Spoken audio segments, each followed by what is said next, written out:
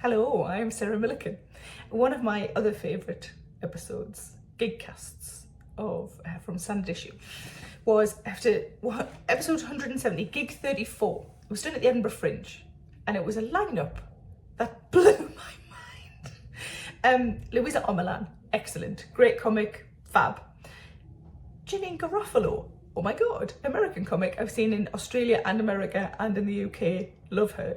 Been in loads of Hollywood films as well, she's fab. And only bloody Sue Pollard. Sue Pollard from our childhoods and our adulthoods. I had a feeling either Sue Pollard and Janeane Garofalo would not understand anything the other one said, or they'd become best friends for life. I'm going to let you have a listen to see what actually happened. But one of the highlights of my entire career is that I managed to make both of them laugh. Obviously not at the same thing. Obviously. Enjoy. Hannah, do you want to Should we start with the question? Yeah. Okay, first question. What is the anecdote that your family repeatedly tell everybody else about you? Let's start with Louisa. Oh, Lord. The anecdote that my family always repeat about me. My family don't really like me, to be fair. So they don't really, it's always me being like, do you remember when I did this? And they're like, shut up, Louisa. Like, it's kind of the other way around. So it's probably... What anecdote do you tell about yourself, then? What anecdote do I like telling about myself? I had a bum operation once. That's not the anecdote I want to share, but it's the only anecdote because everything else I share on stage, so I don't really think of it as anecdotes because it's work, but the only thing I don't share on stage is that I had a bum operation once. So I guess that's I had a bum operation once. Please elaborate. Yeah, it's really not that exciting. It's really... basically, I mean, it's not really what I wanted to share, but we're here. I was 19, and I was in a club, and I was gyrating against this guy, and I was like, oh, he's got a, and I moved away from him, and I still felt something. I was like, oh, shit, what's that? It turns out I had an abscess in my butt, and it was very big, and... You thought it was an erection? Yeah, I thought it was an erection, yeah. Because I was pressed it, it was quite large, but I was 19 at the time, so I didn't know much about various sizes. I just thought it was... Anyway, the point is, I left it and thought it would be fine, and didn't think much of it. And then I started fitting, and it burst through my skin, and I was poisoning myself with my own shit because it was going into my bloodstream. And it's a great story. And you're telling this story because you don't have an answer to the question, but if this was your answer to the question, if this was like every time your family saw one of your friends, they'd be like, oh, let us tell a funny story about Louisa. Fucking hell. This is why I don't have an anecdote. I don't have one. So basically, if you ever have an anal abscess, A, go get it checked, and B, what you don't know is about your bottom is that it heals from the inside out. So anything else, you put a plaster on it. So I had to have I had 2 bum holes for about 6 months. And it heals from the outside in. So, I mean, you asked the question, so... I think I may make my dinner date later than I imagined. Leave it for 3 hours, not like 2:30. Bless you. I think that's hilarious. I've never discussed bums at lunchtime, have you? It's marvellous. What about you, Sue? Oh, well, I always tell one against myself anyway. It was hilarious. You know, sometimes when you're touring and you think, oh, let's go and find a club. But this was in Coventry. Yes, they still do stuff in Coventry. What a place. Anyway, the people are nice, but, it's dismal. And I went out for... I went to this club and I saw this bloke. I thought, oh, right on, he's absolutely bloody gorgeous. So anyway, of course, he said, do you want to come back to my place? And of course you do, immediately. He was fabulous. Sadly, of course, when I got out into the real world and there was a light on, a lamp, oh, you've never seen his eek. That is theatrical for face. He had a bleak eek, which means it was ugly fuck, dreadful. I thought, what am I going to do? Anyways, I thought, I didn't want to let him down, I would now. But, when you're a bit young, I thought, oh, I'll go, it was all marvellous. Anyway, so there we were, and honest to God, we're in this bed, And it was the most hideous time of my life because the duvet was bloody Thomas the Tank Engine. And I thought, perhaps I'm in his son's bedroom here, you know. Anyway, and there he was. And, of course, I was going, No, but I had a headache because he had this headboard. And, of course, I had a headache for a whole month. But he went out and he got me some paracetamol. So, basically, never give the impression that you're having a whale of a time on a hard headboard. Because you're not. It was... This is that's bringing the story it all your family back. This is the anecdote your family tells. Yeah, my family tell it.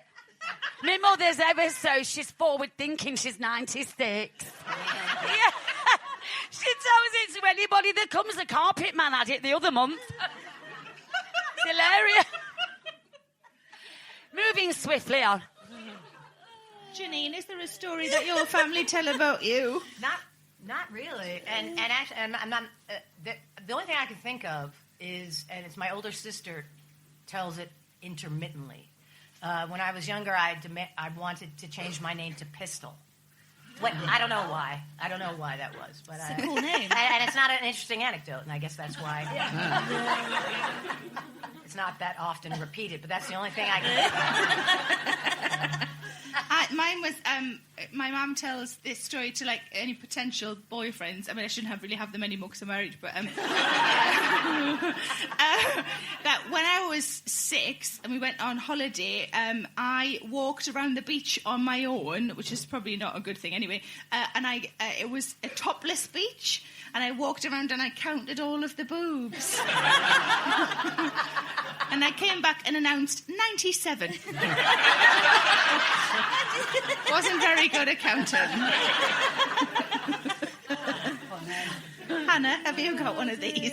Yeah. My dad used to like to tell a story about how he came home from work once and I was completely losing my shit. I was about 4 and I was like, and he was like, "What's wrong?" And I went, "Oh, Mary," which is my mum, and Tina, which is my aunt, are going on a diet and they say I can't go. And he said, "What do you think a diet is?" And I said, "Some sort of aeroplane." And he said, "No, it's where you don't eat very much, so you get thinner." And I thought, "Oh, fuck that." And I have literally never been on one since. That was it. I learned early that dieting... I have been on an aeroplane since. I have never been on a diet.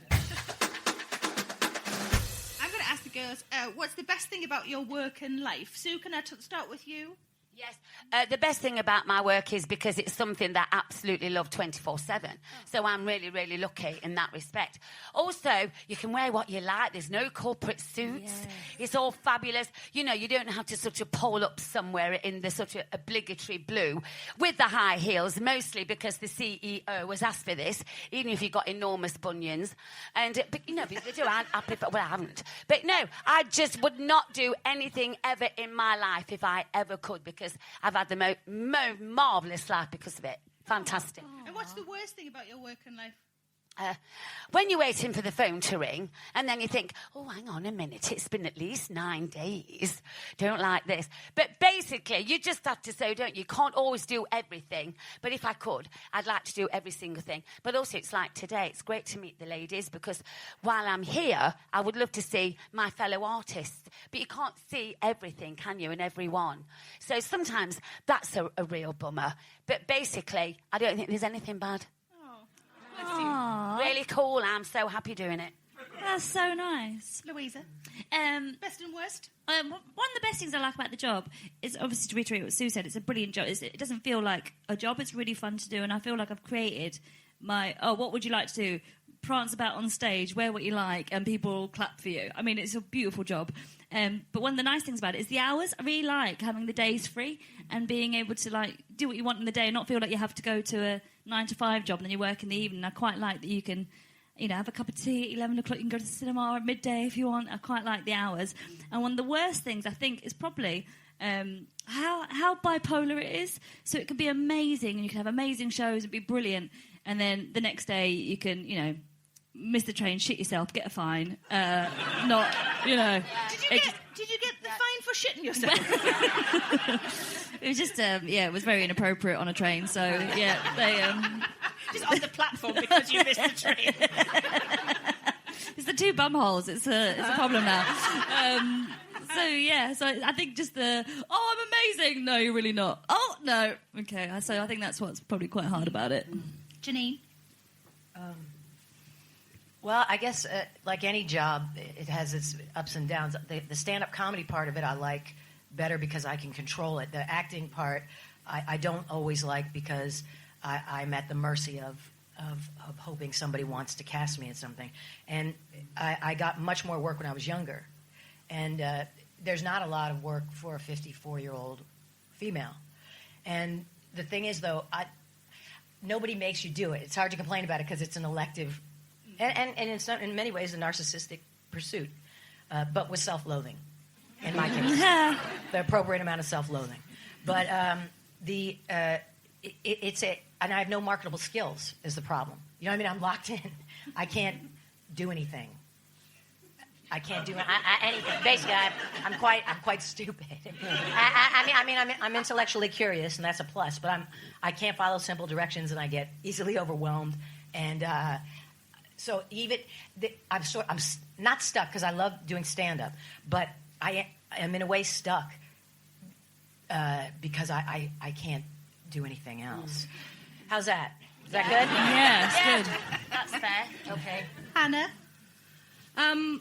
Well, yeah, the best thing is, I haven't got many complaints. I do like the fact that we kind of mostly we're at home and we work at home, so I can, 90% of my life is sitting in my pyjamas. The other 10% is publicly saying cunt. Which I like a lot. Last night I had to set an alarm clock because I was doing something else this morning, and I don't often have to set an alarm clock. But the best thing is, when you have an iPhone, and you're like, okay, I don't really need to be up for anything in particular. We can work our own hours. So I'm going to get up at 9. Woo! And you spin the wheel on the thing. And it's like, okay, 9:27 tomorrow. That's the time I get that little bit of fun of what time. I don't need to be in a certain place. Well, I do sometimes, but rarely I need to be in a certain place at a certain time, which is great. Yeah. What's yours then, Sarah? Well, I love my job. I think I like that I'm the boss, but I don't know if I am. I think I'm the boss, and then I think I've got loads of little bosses, and that's the audience and the people who book me for things, and I feel like they're all my boss because they could all go, no, not anymore. But I get to I think it's the control thing of a bit like what Luisa said, is that you can just do what you like, and obviously it depends on whether the audience like it or not as to whether they come back. But ultimately, the kind of control, I love that, and I love my job. I love making people laugh. It's really simple and boring, but I do.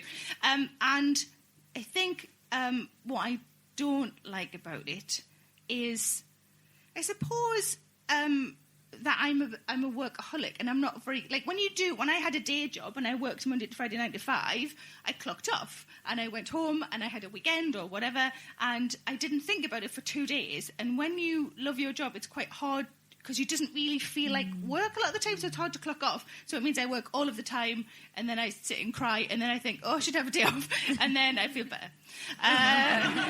Lesson learned for a minute or two, and then off we go again. So I think that's it. You got a question? I have. Yeah. If you could change one thing about yourself, what would it be? I'm going to start with Janeane.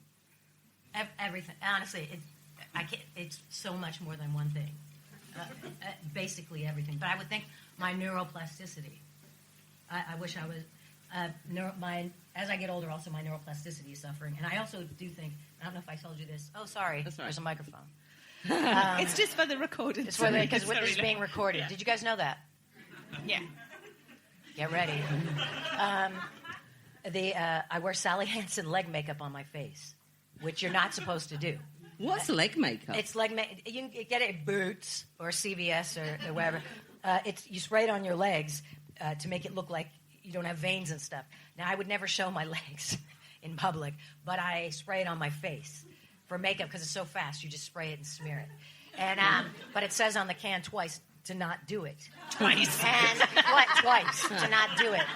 And I'm is sincerely beginning to think it's affecting my neuroplasticity, and I wish I was brighter or had. I can't remember things anymore. I can't remember names anymore. and also my patterns I won't let go of and my weird food issues. Yeah. That's quite a lot, really, isn't it? I said it couldn't be one. It can't be one. It's everything. I know. So, Well, I would absolutely, really, really, if I could, I would have IBS. Now, people say, how could you? But let me elucidate. This stands for ironing board stomach. That's what I would love. I say to my sister, you cow, you've got IBS. She's 60. She looks about 59 and a half. No, she looks about 43, and she looks absolutely great. And I admire her so much. God, she's grafted. So I try, but I'm going to, as soon as I finish here, that's my next thing. I am going to get IBS. I'll let you know next time I come on to see if it's been a success. Because I think we struggle with that, a lot of us, don't you? Trying to get a really flat stomach. I do anyway, myself. I can't Everything believe you're else. looking at me and asking that question. Oh, no. Oh, sorry. Oh, yes. Never mind. But, you know, sorry. No, but you know what I mean, though. So I'm really desperate for that. But I will come with a success story next time. Don't cheer that. Oh, I've got IBS, actual IBS, and I think the amount I shit, I should be a lot fucking thinner. But I'm not. oh I dear. don't That's... care. What's the question? Should I answer the question? No, while I'm we haven't got talking. to the end of this one. No, answer the question. Yeah, Sorry. answer the question, Sarah. What I would change about myself. Yeah. Oh, God. It sort of depends on the day. Sometimes it's a bit like Janeane said. Sometimes there's a fucking list. Sometimes it's, I think the overall answer is how I see myself. So I don't know if I need to change any of me, but I'd like to like myself more as I am. So rather than all the work that you're talking about, Sue, of getting an ironing board stomach, fuck that shit. I just like to look in the mirror and go, it's all right. That's what I'd like. And some days I don't do that, and I think it would be healthy if I did. Yeah. I think you're absolutely right there. Oh, thanks. Yeah. Louisa, what would you change about yourself? I wish I stopped caring so much about the wrong things. Sometimes I'm really lazy and apathetic, and I do nothing, and I'm like, come on, you could do more with your life. Do more, like, get up, go for a run, stop being so lazy. And I wish that I was a bit more... Like, my family's Polish, like my mum's Polish, and I never learnt Polish. I never bothered, and I've gone there recently, and everyone in my family speaks it, and I just never bothered. And then I get upset about things like somebody else's opinion of me that I don't even care for, and I stress and get upset about that. And it's like, why don't you...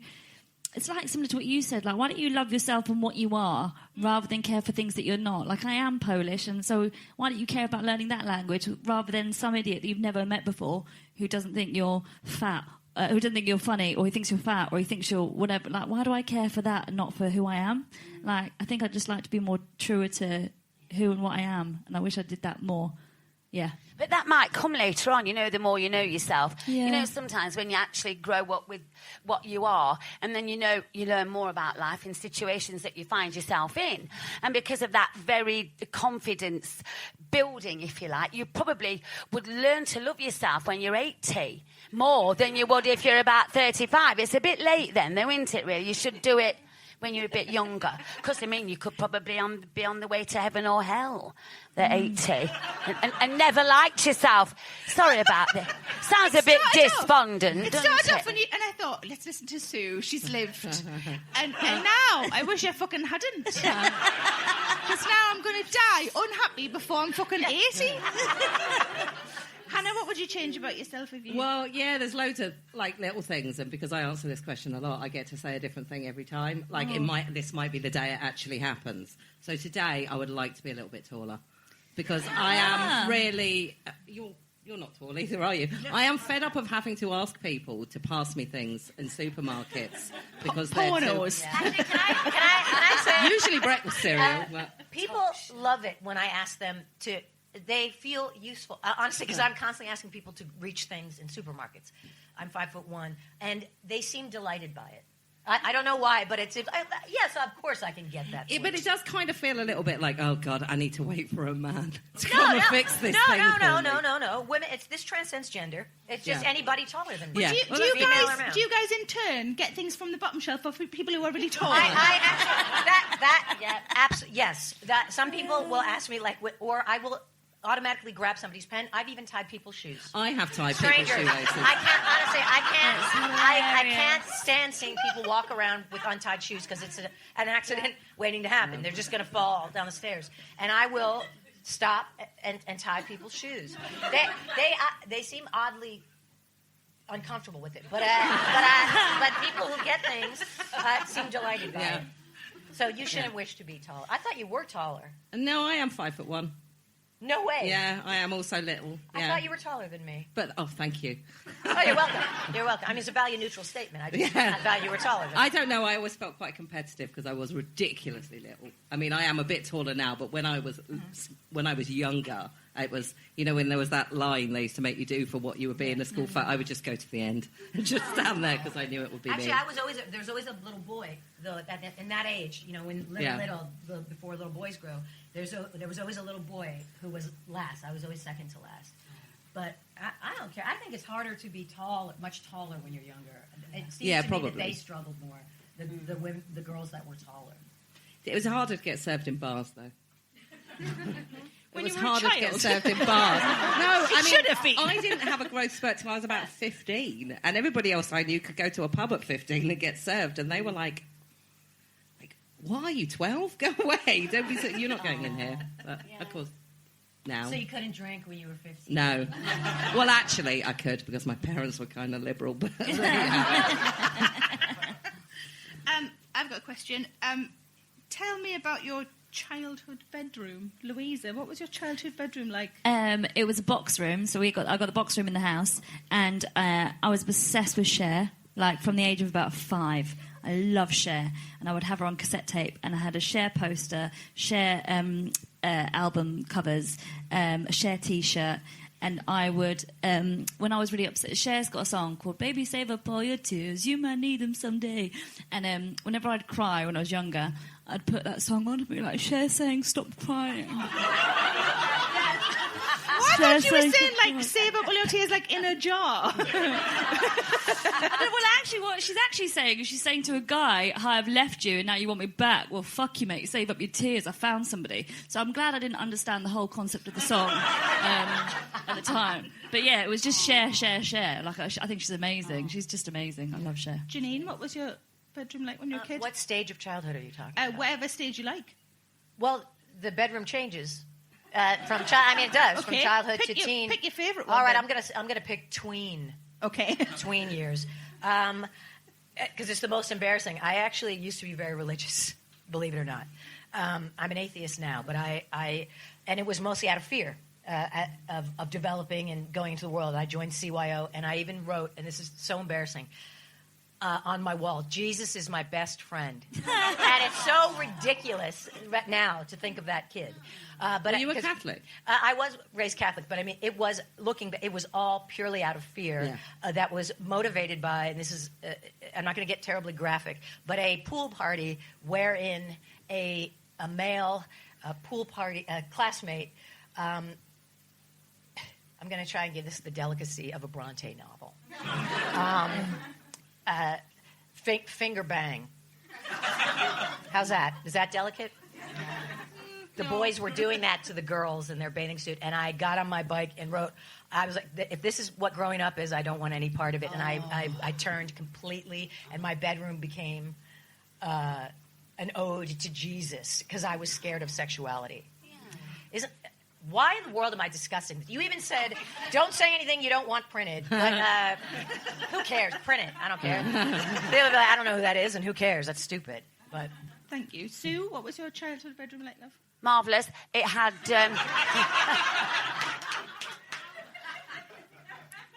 I had this... do you remember when you have like a dressing table with the 2 mirrors, and that was given to me? It was fabulous. I'm never out of that mirror. It was always Hilda, my mum, because I was a hippie, so I've never called her mum since I was 15. She didn't mind. And then it's all like lipstick and stuff and everything, and all her cast-off stilettos, which were all marvellous. And then I remember dancing with the hairbrush, you know how you do, to the Dansette record player. Do you remember the Dansette ones? And then they were marvellous. You could carry them a bit like a sort of a makeup like box, wasn't it? And it was absolutely lovely. And I remember singing my first song, and it was. Do you remember Paul and Barry Ryan? Yes, obviously not. Obviously not at all. The mother's about 99 now. And I remember saying, "Are you sure you won't be sorry come tomorrow?" And then suddenly it went, "You won't want me back again." And it went slower and slower and slower. Bloody nightmare. Anyway, apart from that, and then that was it basically. But I loved that little room, and I dreamt of becoming a pop star like Cher. But obviously not. But never mind, it was... But, we all have dreams in our own rooms, don't we? Yeah. And how lovely it was. And if they come true, that's great. And if they don't, well, that's not so great. But it's all right. You're still here, aren't we? Having a good time. That's my mantra. Just have a good time. Good. Thank you. Hannah, what was yours like? Well, I mostly shared a bedroom with my sister. I did have a bedroom for a bit by myself, but then my mum selfishly had another child, and I had to move in with my sister. And she is unbelievably messy, and I am more tidy than that. So my childhood bedroom was basically carnage, and then a bed with a poster of Tim Burgess from the Charlatans on the wall, and that was pretty much it. I was quite cell-like in my room, and it was just her side of the room was... And it's funny because when we were younger, my mum used to just say, "That room needs tidying." And you always felt really affronted that I was like, my side of the room is perfectly tidy. And it wasn't till we moved into houses of our own that you suddenly became very clear who was the messy one and who was the tidy one. Because, but you could literally park on my sister's driveway and you can hear her hoovering and everything, whereas mine is moderately more tidy than that. But, yeah. Can I ask a question? Yeah. What's in your lunchbox?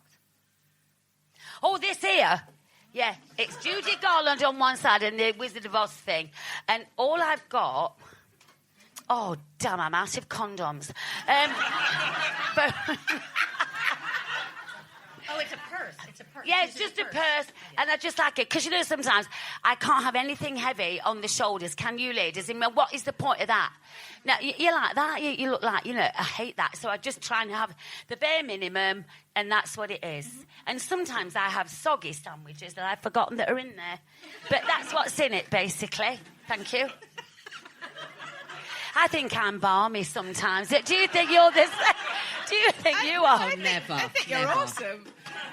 My childhood bedroom was a box room, same as Louisa. It was, and I had a lot of Philip Schofield posters. Thanks. That when I moved back in after I got divorced, my dad asked if I wanted them back down out of the loft. I didn't, but bless him for keeping them. And I had, do you remember Athena, the card shop? Yeah. So I had postcards from Athena of semi-clad men, black and white, because they were art.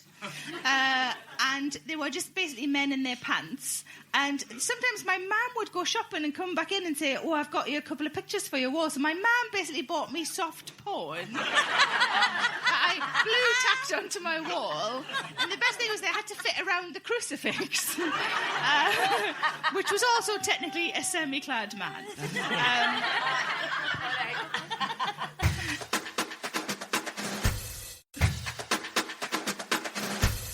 It's my turn for a question, isn't it? Yeah. What do you consider your proudest achievement to date? I'm going to start with Janeane.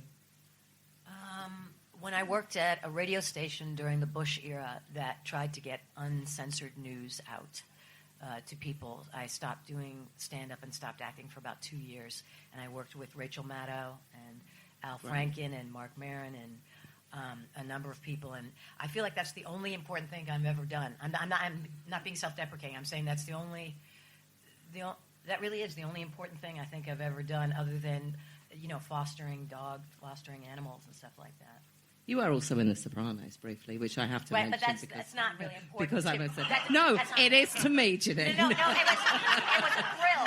But I thought you meant important in that in some way. Oh, no, you're right. You are right. I just needed to say, you've been in The Sopranos. It was a thrill. Louisa? Do you know what? It's forging a career in comedy for myself, something I'm really proud of. Because I've always wanted to be a comedian since I was really small. And I found it hard to get into, and I couldn't get into drama school, didn't have the money for that stuff. And the fact that I've been able to pursue a dream that a lot of times was told, no, it's not for you. I'm really proud of that I get to do what I love doing. And the second thing that I'm proud of is also, I'm proud of my mum and my mum's love. So my mum passed away from cancer last year. And I'm really proud that of her. And I'm proud that I got to be there with her for her last day. I'm proud of her. I'm proud to be her daughter. Oh, that's lovely. Yeah. I would have said that. My mom died of cancer too, but I was a little kid. Ah, mate, you should have opened with that and not the soprano thing. Yeah. Yeah. So, I think I'm just really proud of my family. My sister were a great unit. My dad died. He was the most fantastic. He was the R man, reliable. And it's just fabulous. And I'm really proud that I was brought up by the family I was brought up with. But most proud, really, of still trying to keep the standards that I developed from when I was younger and still the same person I was when I was about 6. Because to me, it means then that you've got some consistency in your life. And also, hopefully never going to get up myself because I really know, I'm grounded. And that's what I'm proud of, I think. Thank you. Sarah? I think when you said you're still the person you were when you were 6, I sometimes think that I'm still at least the person I was when I was 10.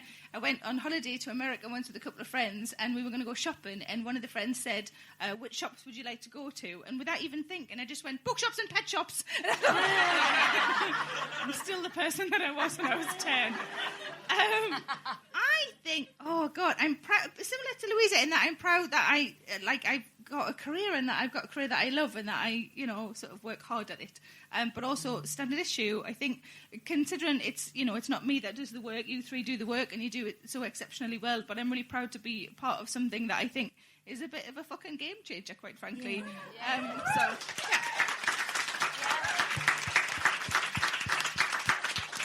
Hannah? Yeah, what Sarah said. That did that for me. On an entirely unrelated note, talking about bookshops, there is a bookshop down Leith Walk that I discovered yesterday that I went inside. There was no one in it. After shouting hello for ages, a man appeared, and we asked for what we wanted, and he didn't have it. But he said, I can make you a cup of tea if you're interested. Now, if anybody knows anything about me, this is like normally the one thing that will make me do anything. And I said, I'm in a bit of a hurry. He literally holds up a bottle of whiskey and does that. And I was like, oh, fuck, he knew I was coming. He's trying to lure me in. Mick said, next thing's going to be, do you want a nap on the sofa? And I'm like, I live here. So it's down Leith Walk. There is an amazing bookshop. They give you whiskey. I'm proud I found that. Quite frankly. I'm going to ask what you guys like about getting older. Let's start with Janeane. What do you like about getting older? Nothing. Nothing at all? Nothing. Sincerely, nothing. And I don't mind telling people how old I am at all, and I think it's important to say how old you are because it's ridiculous when people are reticent to say it. But I cannot think of one. Actually, there's one slight positive in my asexuality. Being asexual now, you don't care anymore if anyone finds you attractive, and it frees up your mind to think of other things. If that's a plus, I think it is. I don't know. Yeah. I mean, it is in one way when you don't care about trying to attract someone, but then and part of it is that I've lived with my boyfriend for 17 years, and after 17 years of living together, those days are long gone. Did you do a lot of jigsaws? I'm sorry, jigsaws? What? Yeah, like puzzles? I don't understand. Oh, I was just thinking to fill in the time when you normally would have been fucking. Oh, actually, that we don't need to be vulgar. I do. On Standard Issue.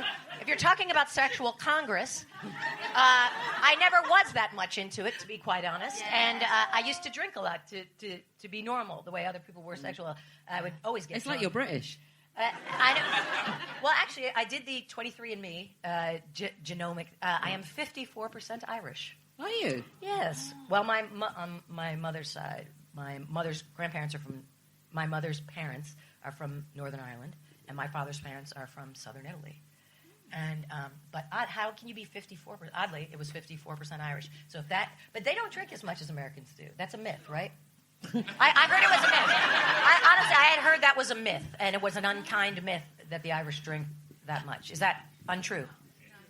They do drink. Okay, I'm not criticizing either way. I'm just saying They do drink quite a lot, Irish. I come from an Irish family, and almost every story I start is... Well, anyway, everyone was really pissed. And it goes like that. But I think there are equally, like, people in Ireland who don't drink because... Right, I had heard it was a myth, but yeah. it could be. But I used to drink quite a bit to be sexual. Anyway, I'm going to stop talking. It's so ridiculous what I've been talking about on this show. Put a mic in front of somebody and they'll just say anything. No, I have a question about that. Yes? If you... do you find that if you have decided that you're not interested in that it makes people more interested in you? No. Okay. There was a brief spike in my 40s, actually, where younger men seemed to be more attentive. But there's no guy of commensurate age that, there is something about a younger guy that finds a slightly older woman attractive, but that will change. Once that guy is older, it stops around 40. Like, the men then no longer, like, a 60-year-old lady. Like, then they go back the other way, right. It seems. I don't like sweeping generalizations, but that seems to be the case. I agree. Sue, what do you like about getting older, love? I just want to embrace every kind of day that happens. You see, I'm fortunate enough to be well, happy, kind of things in my life, the positive things. And I think if you can keep those positives going, still got my same knees and my same this, that, and the other. But you know what I'm saying? People can really, really focus on the negatives of getting older. And when you think about it, you can really meet other people. But you can, and you've got to go, do you know what? I'm still having a good time. I've got my health. What else do I need? I say hello to people. They say hello back. You're doing fabulous things. I just feel that normal things are fabulous. You're still the same person. It doesn't matter. I haven't got so much hair. I've never had any. So inconsequential things like that, I think, it's no good being negative. You can actually teach people things. Some of the younger ones come up and they say, what do you think about this? And I say, I never give advice, darling, but can I suggest this? No, but that is, suggesting is not advising. No, unless, of course, you've got a husband who, you can rule with an iron rod. But most of the time, I just say, can I just suggest this, darling? And they might go, I never thought of that, thanks very much. So you might have helped somebody out. You've got more wisdom, basically, I think. Pass good things on. Nice. Louisa? I don't know how old you are. How old are you? I'm 35. I don't like getting old. I thought when you got older, you'd sort your shit out. And it just seems every year it gets worse. Young, sweetheart. 35 is so young. Really? Have I still got time? I really thought by my 30s, I thought I'd have it all worked out. I thought I'd have a career, partner, children, house, everything. And I'm still just useless and clueless at so many things. And it worries me because I think, you're going to be 36 or 37 or 38 and still not know what you're doing and still be on your own. Not that I mind being on my own, but it's just traditionally you're supposed to have been settled down or have a husband or have a partner by then or have babies by then. And I just don't really care for those things right now. I want those things. And also what I don't like is the hangovers. I used to be able to get shit-faced, right? Absolutely shit-faced. And I used to work in a temp job where I had to be there at 8 in the morning. And I would dance gyrate till 2:30 in the morning, like off my face on some cheap apple sours, having a brilliant time. Get up at 7, go to work, and within an hour I'd be like, bam, back in the game. Now I have one Cosmopolitan and it takes me a good 4.5 days to recover. So I don't like that. I don't like that change. Can I just say something I think is piggybacking on what you said? It is not having your life together to be married or to have children. That's a goal people put. And do you know how many divorced people? If you had been married younger, you'd probably be divorced. And I'm a pragmatist. Come on. Come on. Marriage is an institution that was invented around the 12th century when people routinely lived to about the age of 23. Fine. Now people live to about 90. It's untenable. It's untenable to be with... And it's also a myth that that's what your life together is. And I think a lot of people really hinder their own progress by thinking, oh, I'm not married, or I'm not with a partner, I don't have a home. You don't want to be a homeowner. You know, living with a mortgage is a burden. It's a real burden. But I guess I think, like, even from a biological perspective, that you think, oh, you've got to have kids, you know, you have kids. And, like, I'm 35 and I don't see myself having children any time soon. And you go, okay, 36, 37, 38. So then am I going to put myself out of the running for kids? So you go, oh, so I'm not ever going to be a mother then. Having kids is overrated. It is overrated. I've never wanted to have children because I'm risk averse. It's that simple. And I have 7 nieces and nephews. I like other people's kids. I really enjoy other people's children. The amount of anxiety and fear that comes with rearing a child, and stress, and also you couldn't have what you're pursuing in your particular career path. It would make it difficult. Yeah. Not that it can't be done. You would need a wife. Yeah, you would need a wife. That's or how a I feel. partner that's exactly how I feel right now. Yeah. I feel like you have to pick two. Without sorry to keep talking. No, darling, I feel like you have to pick a side. Like, you either have to go for a career with this stand-up thing and be like, right, I'm just going to give it my all, or you go, okay, I'll go for a more regular job where I've got regular hours, I can meet people, I'll have a mortgage, I'll pay off, and I'll meet somebody and I'll settle down. Like, I can't see the two. But what is settling down? What does that mean? And you know, think about how many people who are dissatisfied who have done just that. They thought that was the answer to something. It's not. It doesn't fill a void. But also, you need a wife, is what I'm saying. You know, you need a partner, whether it be male or female, who is willing to do the birthdays and the carpool and get the kids to school. Then you can do what you want, and that's why most males can do what they want. And there's got to be a wife, and there's house husbands too, and that's a good thing. Luckily, that's changing the stigma of house husbands. But I always feel when I hear people say, I don't have, you know, and you're so young, I find that strange because it's not the answer to something. That's not having your life sorted. I think it's because my mum passed away last year. So I know. So it's, well, you know then, don't you? Like, the difference. Like, she was my family, so now she's gone. You go, who's my family? Yeah.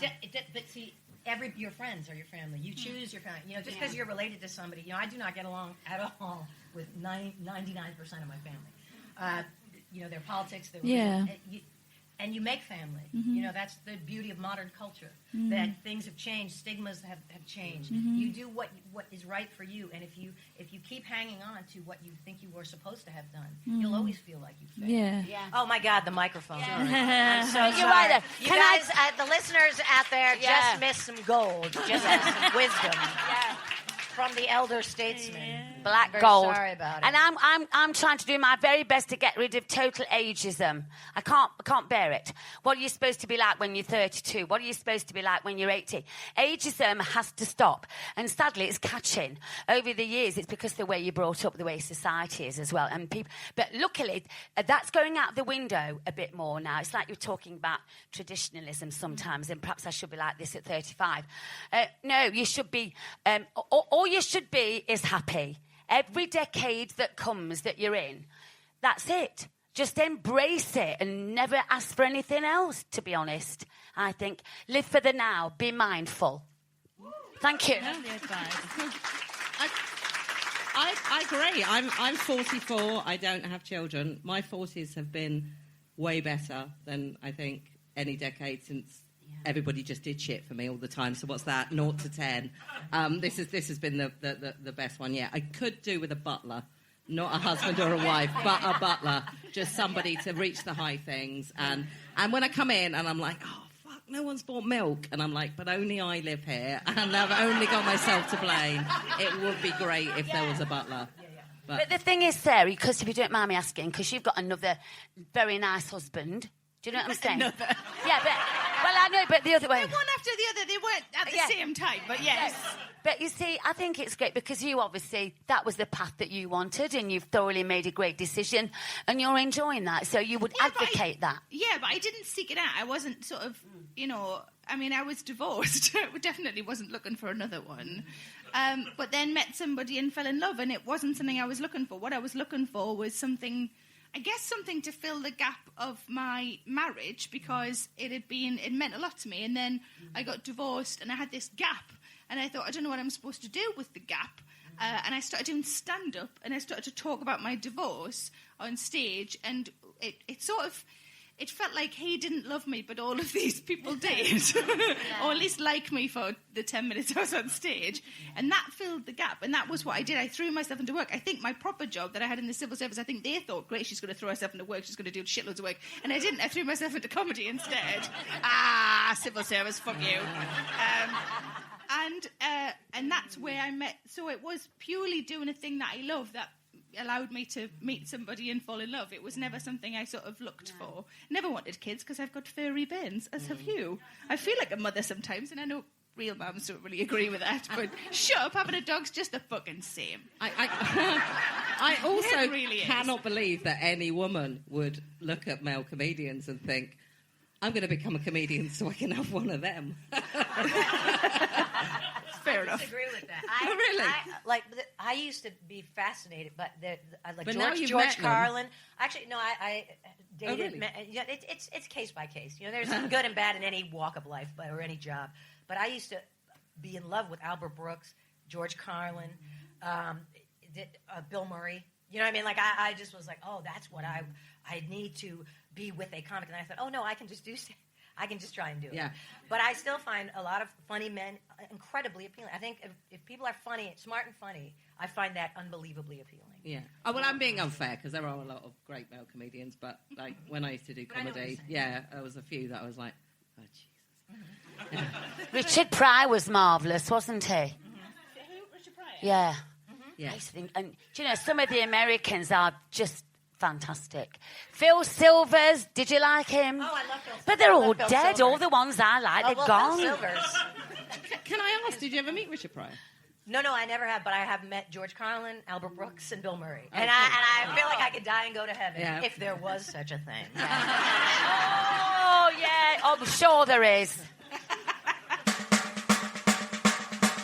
I wondered if you could tell us your favourite Fringe story. It could be this Fringe, it could be a Fringe of days of yore, just something that really sums up the Edinburgh Fringe for you. I'm going to start with Sarah.